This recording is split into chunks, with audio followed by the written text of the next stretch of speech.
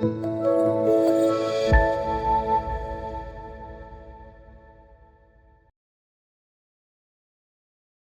um texto com vocês, está em Romanos, capítulo 8, versículo 14. Romanos,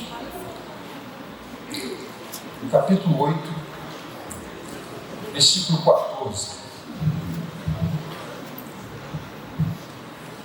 A gente pode ler? Eu separei a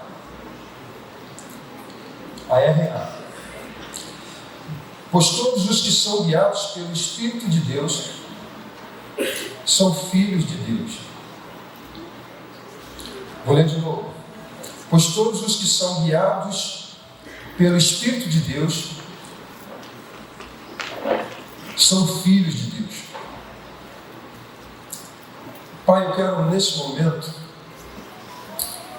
colocar, Senhor, a Tua palavra diante de Ti. Aqui está a Tua palavra, Senhor. E ela, sem a inspiração do Espírito Santo, é apenas letras, Senhor. Mas quando ela é revelada, é inspirada pelo Espírito, ela produz vida, ela restaura, ela transforma, ela muda a história de qualquer pessoa. E nós pedimos na manhã desse dia que o Senhor venha inspirar essa palavra para que possamos, ó Pai, ser transformados por ela e que as nossas vidas sejam completamente modificadas para a glória do Teu nome. Então nós submetemos todo esse tempo agora, esse momento de reflexão ao Teu Espírito Santo. Então fique à vontade entre nós, no nome de Jesus. Amém. Eu não sei se você prestou atenção na força desse texto, mas quando nós lemos esse texto, se ele for mal compreendido, ele pode nos levar a um sentimento de frustração. Uma frustração terrível. Porque, olhe bem a estrutura do texto. Pois todos os que são guiados pelo Espírito de Deus são filhos de Deus. Por que tem essa força toda? Porque na maioria das vezes, no nosso dia a dia, nós não somos guiados, conduzidos pelo Espírito Santo.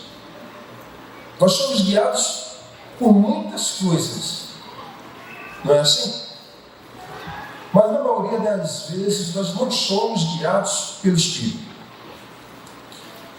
E também gera algumas frustrações. Eu não sei se isso já aconteceu com vocês. Quando você lê um livro cujo autor teve muitas experiências com o Espírito Santo e você, de repente, até depois da leitura, até indagou. Eu acho que eu nem cristão, nem convertido, nem nascido de novo eu sou, porque olha que experiência incrível, ou muitas experiências. Quando você então escuta alguns testemunhos de algumas pessoas, gera essas frustrações. Eu não sei quantos de vocês já se sentiram assim. Eu já. Por quê? Porque a compreensão de alguns textos, ou algum entendimento da Escritura pode nos levar a isso. De achar que o fato de alguém ter tido um nível de experiência com Deus, e se eu não tiver esse mesmo nível, eu sou um fracasso diante de Deus, eu me sinto frustrado. É bem verdade que quando uma pessoa tem uma experiência incrível, extraordinária com o Senhor, brota nos nossos corações o desejo também de sermos participantes, de termos experiências nesse mesmo nível ou até maior. Afinal de contas, o nosso Deus, Ele não se limita. Mas o fato é que cada um tem seu nível de experiência, cada um tem seu nível de comunhão, de relacionamento com Deus. Então, a partir de então, a gente precisa ter tranquilidade para que ninguém saia frustrado aqui, achando que por não ser guiado pelo Espírito Santo, você não é filho de Deus. Mas eu quero hoje trazer uma reflexão sobre o que é ser guiado pelo Espírito Santo. E eu quero pontuar o que pode governar, o que pode dirigir, o que pode guiar nossas vidas quando nós não somos governados pelo Espírito. E eu quero, com isso, eu quero fazer algumas perguntas para vocês, como tenho feito a mim, para que vocês mesmos possam responder.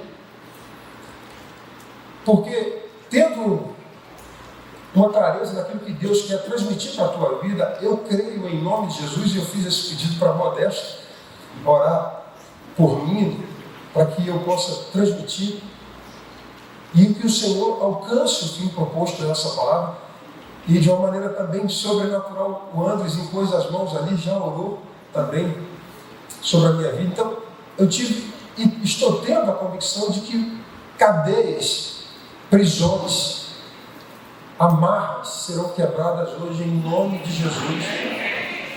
E nós, e eu falo nós porque em algum momento todos nós estaremos inseridos dentro desse contexto da palavra, e o Senhor vai nos livrar, nos libertar por inteiro, com a inspiração do Espírito Santo nos nossos corações. Quantos de vocês creem nisso? Diga amém. Uma primeira pergunta que eu quero trazer para vocês é assim: o que te controla? O que te domina? Outra coisa, quais são as consequências daquilo que te controla, ou o fato de você ser controlado por algo? Quais são as consequências trazidas para a tua vida, para a tua casa, para a tua família, para a tua fé? Eu perguntei isso, contei essa história em outro local que eu compartilhei essa palavra. Perguntei isso numa mesa de refeições para um homem. Eu perguntei assim: meu irmão, o que te controla? E ele imediatamente falou: a minha mulher. A mulher que manda em mim. E alguém já disse, né, que o homem é o cabeça e a mulher é o pescoço. Para onde ela aponta, ele vai. E ele falou isso sério, mas depois a gente descobriu que era verdade. Todo e qualquer indivíduo tem sua vida dirigida por algo. Olha, nesse exato momento, você pode estar sendo dirigido por alguma coisa. Por um problema, por uma pressão, talvez por um prazo limitado, ou você pode estar sendo dirigido por uma lembrança dolorosa. Algo que está lá dentro. Você abre os olhos, a primeira coisa que surge na tua mente é essa lembrança. E vai te dirigindo, dirige a tua manhã, o teu dia, o teu trabalho. E só quando você dorme é que você tem um pouco mais de tranquilidade. Essa lembrança que fica ali dentro do teu coração, da tua alma. Você pode estar sendo dirigido por um temor congente ou uma crença inconsciente. Enfim, existem centenas de circunstâncias, valores e emoções que podem dirigir as nossas vidas. Agora, quando o assunto é a igreja, responda uma coisa: todas as pessoas que você conhece são guiadas pelo Espírito Santo? Sim ou não? E quanto a você, mais uma vez, você é guiado sempre, todas as vezes, pelo Espírito Santo? A questão aqui é que todos aqueles que experimentaram o novo nascimento, todos aqueles que creram no nome de Cristo, se tornaram filhos de Deus.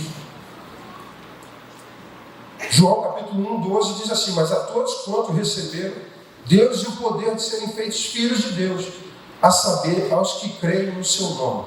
Esse texto parece que está se contradizendo com o outro, porque um diz que se você for guiado pelo Espírito Santo, você é filho de Deus. Logo, subentende-se que se você não for guiado pelo Espírito Santo, você não é filho de Deus. Mas esse texto já diz que todos aqueles que o receberam, deu-lhes o poder de serem filhos de Deus, a saber, aos que creem no seu nome. Então, esse texto afirma que todos nós, todos aqueles que nasceram de novo, de uma forma posicional, é um fato: você é um filho de Deus, é uma condição espiritual. Você nasceu de novo, logo você é um filho de Deus.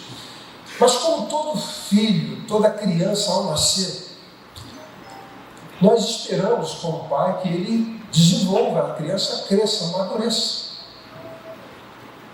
O filho do Jonathan, meu sobrinho, ele já amadureceu além do tempo. Você olha e conversa com ele, ele tem 3 anos, você acha que ele tem 18, 19.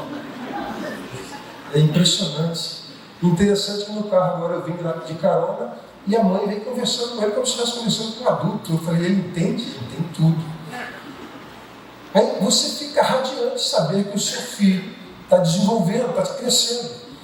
Mas quando você tem uma criança, um filho, e ele não desenvolve, ele não amadurece, é motivo de quê? De preocupação. Algum problema tem. Mas maduro ou não, ele é filho. Amém? Nós esperamos que eles cresçam em estatura, mas sobretudo em maturidade. Agora, qual é a diferença? É que existem filhos que são imaturos, que a Bíblia chama de carnais, e existem filhos maduros, que a Bíblia chama de espirituais. A igreja de Corinto era uma igreja que tinha todos os dons espirituais. E Paulo chamou essa igreja de uma igreja carnal, porque havia litígio, havia divisão, havia problemas de caráter, problema moral, problema de vaidade, problema de orgulho. E Paulo, apesar de ver todos os dons manifestos no meio daquela igreja, olhou para aquela igreja e se direcionou, escreveu, chamando-os de carnal. Um é guiado pelo Espírito, aquele que ouve e pratica, e outro é guiado pela carne, ouve e não pratica, mas todos são filhos. Trazendo para um contexto prático, como podemos identificar aquilo que pode dirigir um crente carnal? E isso é importante a gente identificar, porque no momento que eu identifico aquilo que está me conduzindo, esse é o primeiro passo para que eu seja livre. Isso é muito importante. Isso também aponta para o nosso nível de maturidade em Deus. Agora, o que é interessante a gente pensar é que todos os dias nós somos impulsionados, nós somos conduzidos a tomar decisões. E essas decisões apontam muito o meu nível de maturidade. A reação que eu tenho aos intempéries da vida, às circunstâncias adversas, isso na verdade expõe, realça quem eu sou, qual o nível de relacionamento que eu tenho em Deus. Isso é bom e é importante porque você vai colocar isso diante de Deus para que você possa ter uma percepção de como mudar, de como ser transformado, de como alcançar a maturidade. E a gente pode, nesse momento, eu separei aqui algumas situações que podemos identificar o nível de maturidade que temos. E eu não tenho dúvida que todos nós, absolutamente todos nós, estamos enquadrados em algum desses aspectos aqui. Vamos lá então? Eu quero começar com o maior vilão de todos. Até porque esse vilão que eu quero citar para vocês, parece que ele se ramifica. Ele vai criando raízes e vai atingindo várias áreas da nossa vida. E eu quero começar a falar sobre sentimentos. Ser dirigido por sentimento. E ser dirigido por sentimento, o que nos conduz? Para onde isso vai nos conduzir? Quais são os resultados? Quais as consequências? No que isso afeta? No âmbito social, familiar, público, privado. Ser dirigido, ser conduzido, ser guiado pelos sentimentos, aonde vai refletir? Quais são os reflexos disso? E eu vou destacar um. Muitos são dirigidos pela culpa. Algumas pessoas são produtos do passado, são prisioneiros dele.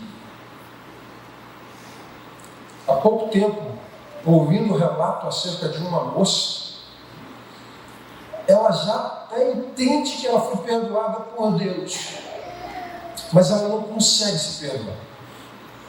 Por conta disso, ela vive enclausurada, vive aprisionada, não se relaciona com ninguém, com medo, com pavor, por conta do sentimento de culpa que carrega. E o pior disso tudo é que ela consegue olhar para aqueles que o feriram e ela generaliza de uma maneira total. Então ela colocou pedras e mais pedras à sua volta para se isolar e se sente bem assim. Mas não consegue, de fato, se desvencilhar da culpa. Eu contei para os irmãos, embora é um exemplo simples, para alguns banal, mas para mim sempre teve algo significativo acerca da culpa. Eu, quando mais jovem, não faz muito tempo, esse I foi legal? Não, mas tudo bem, eu vou dar um troco. Isso é um sentimento de vingança. Vocês vão entender também. Eu, para dar uma justificativa para minha mãe foi a primeira a se converter. E ela está aí, minha mãe, meu pai, foi um sinalzinho, mamãe, meu pai. Aí olha que coisa linda, minhas irmãs, todas ali.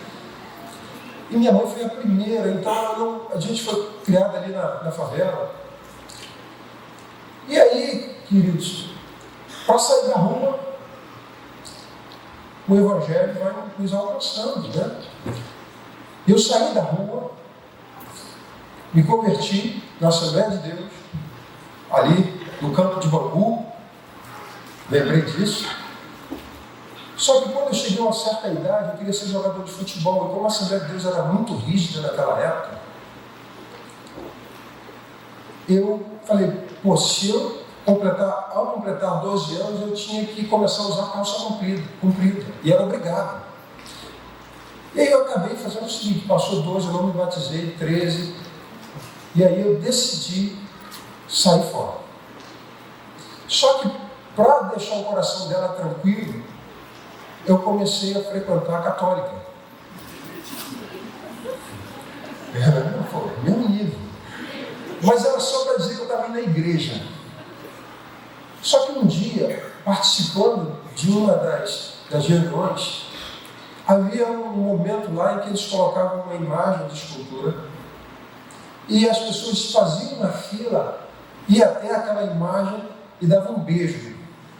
O que eu fiz? Eu entrei na fila e fui embora. Quando eu cheguei lá, eu dei um beijo naquela imagem. Aquele beijo me trouxe culpa por anos e anos, porque eu sabia o que era certo, que Deus não dá sua glória a ninguém.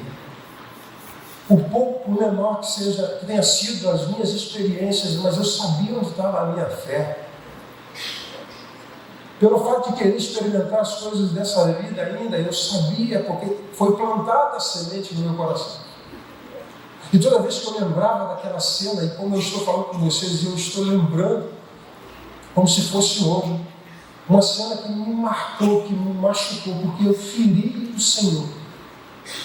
E carreguei essa culpa durante anos, com esse sentimento de tristeza de ter magoado o Senhor. Talvez para alguns, como eu disse, seja uma coisa banal, simples, mas para mim foi significativo. Isso poderia ter destruído a minha vida, porque eu carreguei isso. E assim, meus irmãos, muitas pessoas carregam a culpa e não conseguem enxergar e perceber que a bondade de Deus nos segue todos os dias e o sangue de Jesus Cristo nos purifica de todo pecado. E o texto declara nas Escrituras que não há pecado ou culpa maior do que o amor do Senhor sobre as nossas vidas.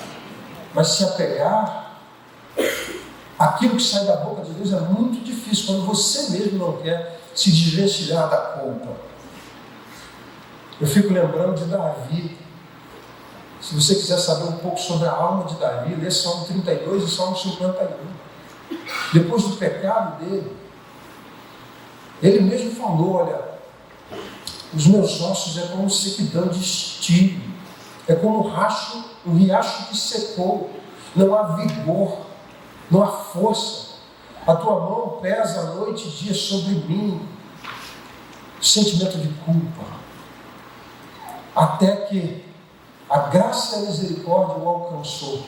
E aí vocês conhecem a história de que o Senhor transformou a história de Davi.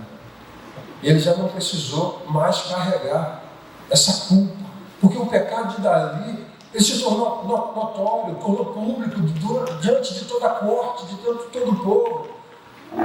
Ele não foi negado essas informações do pecado de Davi. Então você imagina, e há quem diga, que até mesmo na criação do filho reverberou.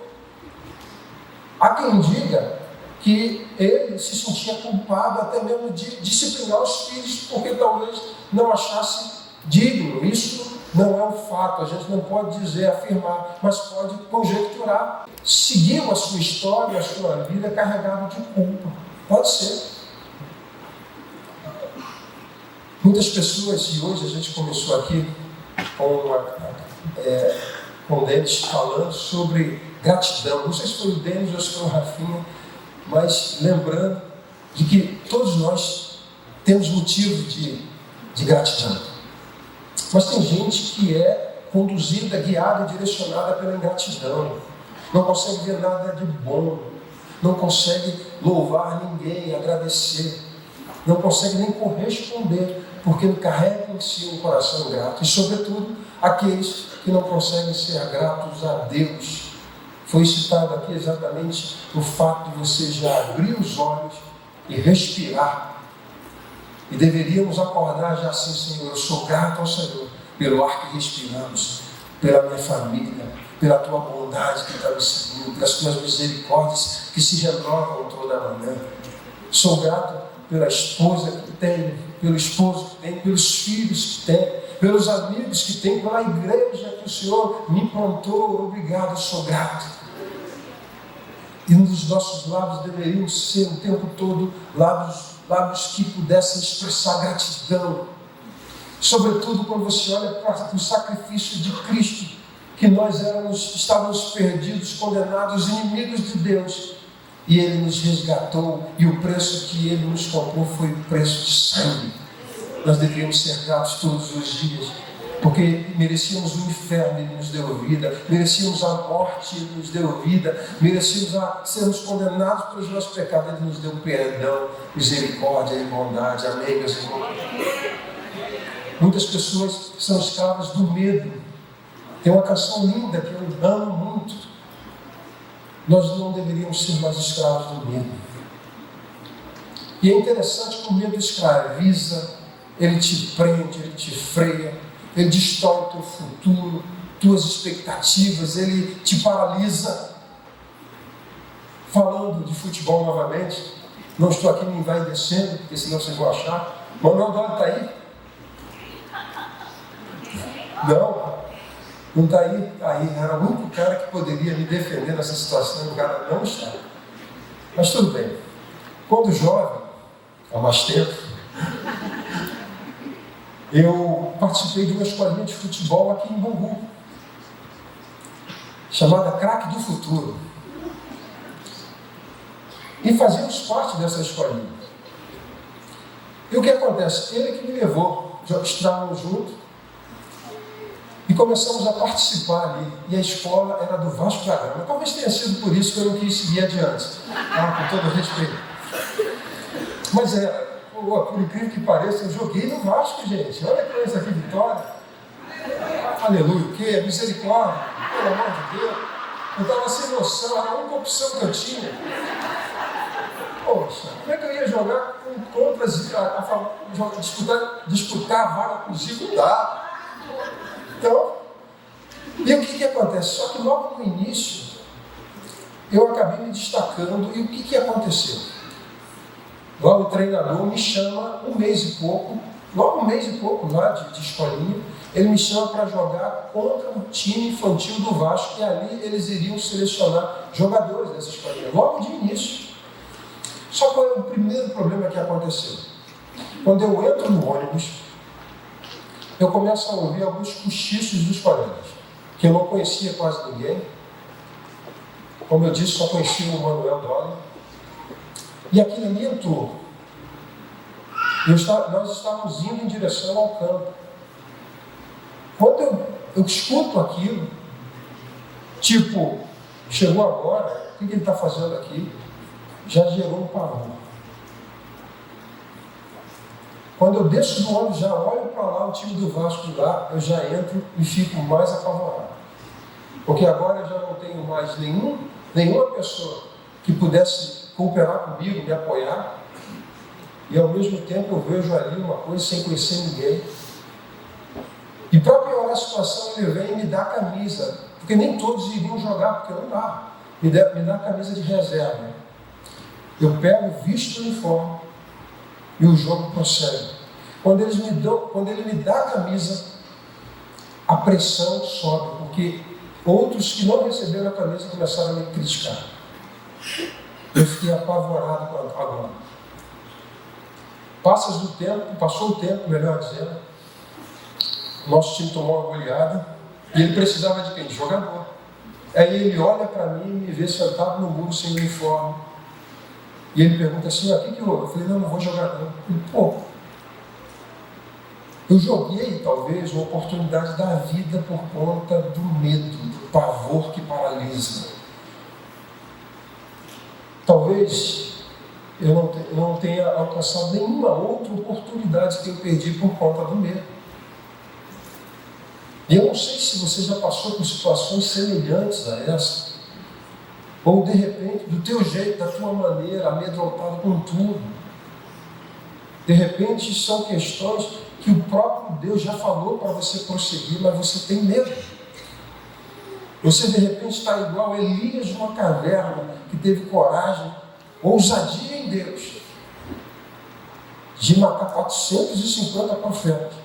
Mas quando ouviu a voz de uma mulher que disse que os deuses me castiguem com todo rigor, se até a hora desse dia amanhã, até a hora desse dia, não faça com ele aquilo que ele fez com meus profetas.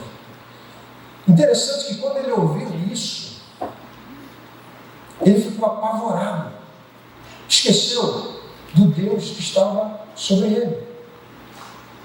E é interessante dizer que o que eu entendo particularmente é que aquela mulher, Jezabel, ou o diabo usando aquela mulher, não queria matá-lo. Porque se ela está mandando um aviso, por que não essa pessoa que está levando, esse mensageiro levando o aviso, não pegar uma espada e matar o profeta? Era simples. Mas ela só mandou, só comunicou. Porque o que ele queria era destruir a fé, gerar medo. O medo é a ausência de Deus.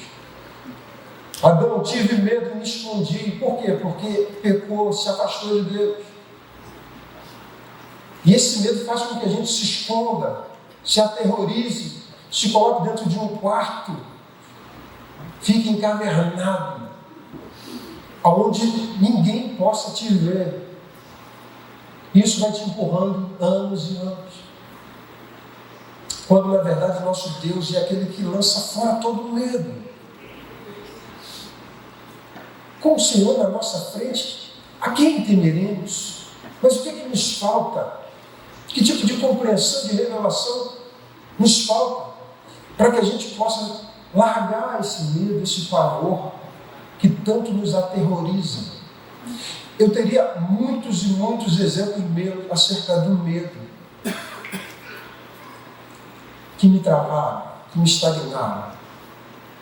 A nível profissional, medo de mudar de emprego por várias circunstâncias. Bem, medo de doença. Recentemente uma irmã foi colocada num grupo de médicos, acho que mais ou menos isso. E o que acontece? Ela recebia muitas informações desses médicos acerca do que está acontecendo com as crianças e enfermidades respiratórias. A gente, por exemplo, está passando por uma situação e, graças a Deus, já estamos, em nome de Jesus, tendo a vitória da Alicia, que ela já está estubada, sem nenhum aparelho, só aguardando receber alta para ir para casa. Amém? Glória a Deus, aleluia. Amém. Pode aplaudir o Senhor, porque o Senhor ouve as nossas orações. E aí, meus irmãos, essa irmã começou a ouvir muita coisa. O que aconteceu? Ela ficou aterrorizada com as más notícias. É assim que o diabo faz. Nós poderemos ser dirigidos pelo rancor, pela raiva, pelas mágoas. Eu fico pensando, eu quero ser bem objetivo, pensando sobre a vida de José. José carregava em si todos os ingredientes para se tornar alguém amargurado, rancoroso, vingativo, medroso. Por quê? Porque ele, o filho mimado, foi vendido pelos irmãos invejosos. Ele poderia ter ficado revoltado, mas ao mesmo tempo mentiram contra ele, jogaram ele no calabouço. E onde estava Deus? Todos os motivos para depois se vingar quando ele estava no poder. Mas o fato é que no meio das circunstâncias Deus tem planos maiores, planos que nós não conhecemos. Deus queria salvar o mundo daquela época e queria usar alguém, e para isso precisava lapidá-lo, trabalhar o seu caráter, tirá-lo de uma situação de um filho mimado para colocar um homem cheio de experiência em Deus, que pudesse governar, ser o segundo maior governante daquela época, para que pudesse salvar não só uma nação, mas o mundo inteiro daquela época. Amém, mesmo? Mas Deus não podia usar um jovem infantil e mimado. Ele precisava levá-los a sofrer desafios. A resposta dada por ele poderia ser o contrário. Se ele de fato se tornasse alguém amargurado, doente, rancoroso, vingativo, ele não seria um instrumento na mão de Deus. Deus se usa disso, mas ele não quer que esses sentimentos que afloram na nossa vida governem, dirijam a nossa vida. Pelo contrário, nós precisamos crescer em Deus, amadurecer, porque é isso que Deus espera de cada um de nós. Precisamos dar uma resposta positiva àquilo que Deus está ministrando e está falando. Por quê? Porque Ele está no controle de todas as coisas. Meus irmãos, Deus quer, na verdade, cada vez mais se revelar para todos nós, com a sua bondade, a sua misericórdia, o seu poder. Eu quero citar outro, que embora tenha tudo a ver, sentimentos, mas eu quero falar de pessoas que são guiadas pelas emoções. Gente, isso é terrível. Você às vezes fala com uma pessoa, ela entende, mas anda por emoções. E as emoções, ela rouba a fé. Eu não sei quantos de vocês conhecem pessoas assim que vivem guiados, dirigidos pelas emoções. São melindrosas. São muito sensíveis. É claro que as nossas emoções, elas vão sempre extravasar. Acontece felicidade, alegria. O problema é você ser guiado e dirigido pelas emoções.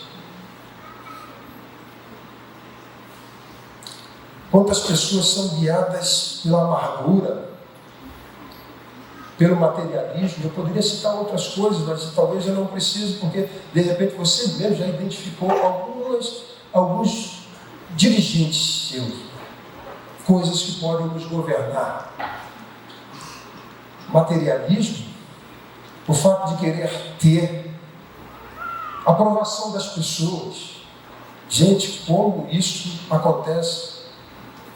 Eu posso aqui falar com vocês e amanhã perguntar como é que foi a palavra, mas por quê? Não é porque eu queira ter a percepção, o termômetro para saber se abençoou a tua vida, é para saber se eu fui aprovado por você, se foi boa a palavra.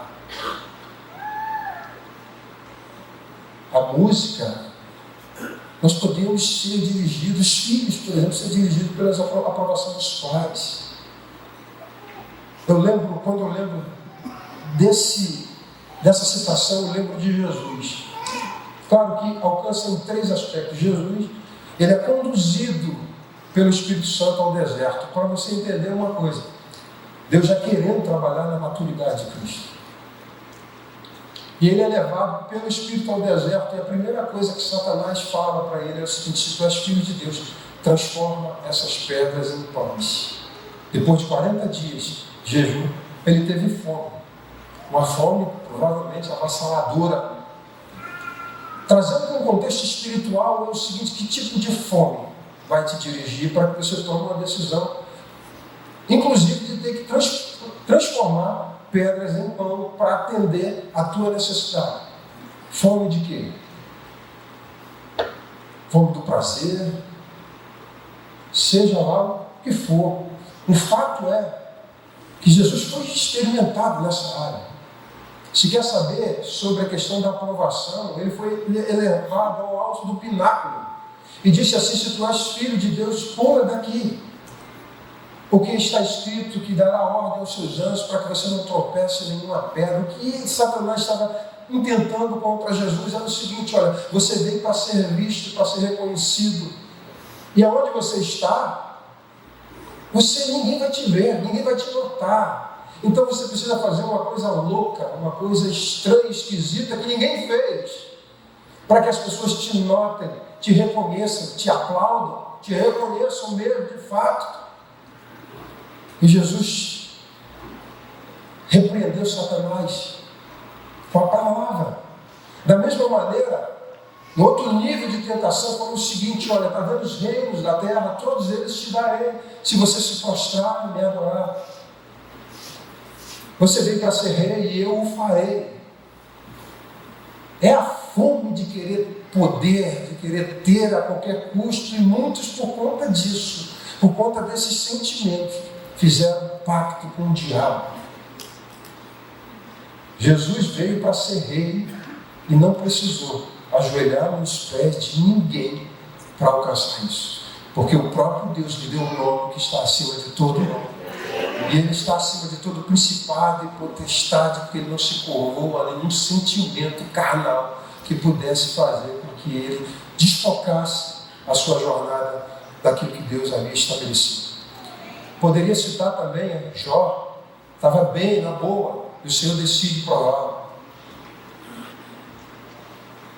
Poderia citar muitos outros, e ficar aqui muito tempo citando. Mas eu sei que aquilo que te governa, aquilo que te dirige, aquilo que te domina, te escraviza. Por isso que eu disse que no início dessa nossa conversa aqui, Deus vai libertar muitos de nós desses temores, desses sentimentos que têm nos aprisionado, em nome de Jesus. Amém, meus irmãos? Porque quando Deus quer entrar em ação, ninguém pode impedir. Ele tem planos maiores para cada um de nós. Senão devemos ser governados por essas questões. O que deve governar nossas vidas? O que deve governar o nosso modo de viver? Gálatas capítulo 5, versículo 16 diz o seguinte: digo, porém, andai no Espírito e jamais satisfarei a concupiscência da carne. No versículo 18 do mesmo texto, do mesmo capítulo: mas se sois guiados pelo Espírito, não estáis sobre a lei. E o versículo 25: se vivemos no Espírito, andemos também no Espírito. Aqui o Senhor nos dá a saída e a solução, que ao invés de sermos guiados, conduzidos, direcionados por esses sentimentos, Ele aponta aqui que nós precisamos andar no Espírito, ser guiado pelo Espírito e viver no Espírito. De uma maneira bem sucinta, é o seguinte: se somos guiados, andamos ou somos direcionados pelo Espírito, Deus nos governa. Essa canção, essa última canção, cadê os músicos? Por favor, já podem subir. Essa canção, ela retratou exatamente o que eu gostaria de dar o desfecho nessa nossa fala. Por quê, gente? Porque o nosso Deus, se nós somos governados pelo Senhor, nós temos um Deus que pode ou não todas as coisas? Sim ou não? Sim. Ele preside sobre todas as coisas? Sim. Nosso Deus falha em algum momento? Não. Ele não é fiel. Sim ou não? Se Ele é tudo isso e muito mais, se Ele nos governa e Ele é bom, significa dizer que eu posso confiar nele. Quando eu confio nele, que eu estou nos braços dele, o medo vai embora, porque ele não pode ficar. Se eu confio nele e acredito de fato nele, eu já não posso ser conduzido pela culpa, porque eu sei em quem tenho crido. E ele já provou o seu amor. Se o diabo tenta acusar-nos pelo aquilo que fizemos no passado, eu vou lembrar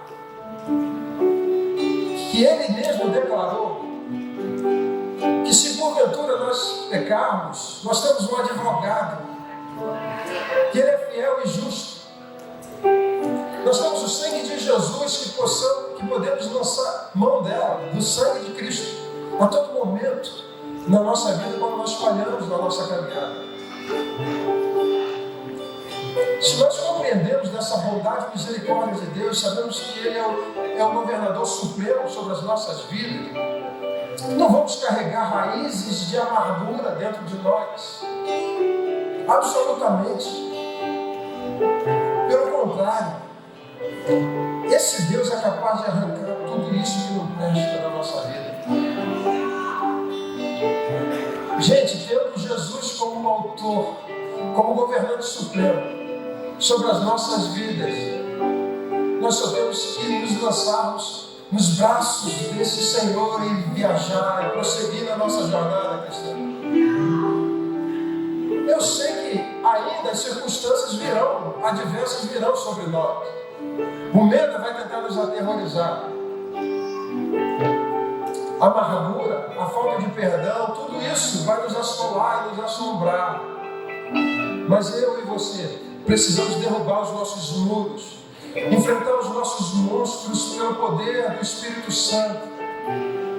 Lembra de Efésios, quando Paulo declara que o mesmo poder que ressuscitou Jesus dentre os mortos, esse poder que fez com que fez elevar Jesus ao alto e sublime trono, esse poder, a Bíblia diz que esse poder que ressuscitou Jesus, ele mora em nós. E Jesus habita em nós pelo Espírito Santo. E trouxe o Pai, significa que o Trino Deus habita dentro de nós. Do que teremos? Do que temeremos nós? Esse poder que opera em nós, ele nos faz viver uma vida em triunfo em nome de Jesus. É bem verdade quando o texto diz assim: eu posso todas as coisas naquele que me fortalece.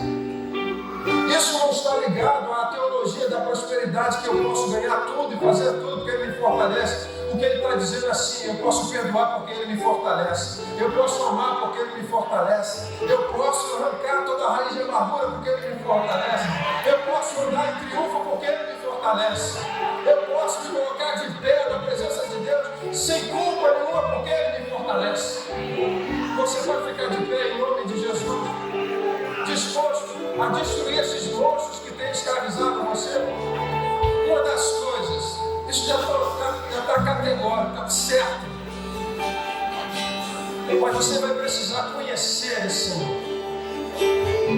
Quanto mais você conhecer e tiver intimidade com esse Deus, mais você vai ser guiado por Ele. Mais você vai ser conduzido por Ele. Mais você vai identificar a voz do Espírito Santo. Porque muitas vezes, muitas vozes, muitas confusões. Mas quando você buscar cada vez mais intimidade com o Senhor e um relacionamento construído, você vai de fato ter um relacionamento tão íntimo que tudo que te assombra, você vai saber identificar e você vai repreender em nome de Jesus. Amém? Você vai conseguir perceber, ter a percepção da bondade, da misericórdia, da graça, mas também do poder dele, que opera e repreende todo espírito maligno que tenta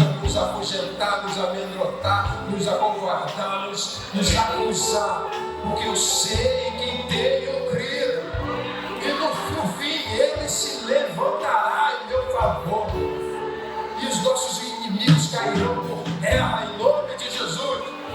Talvez você esteja acorrentado pelo inimigo da incredulidade, pelo sentimento de incredulidade, mas hoje o Senhor inspira o teu coração para que você volte a confiar e a crer nele em nome de Jesus.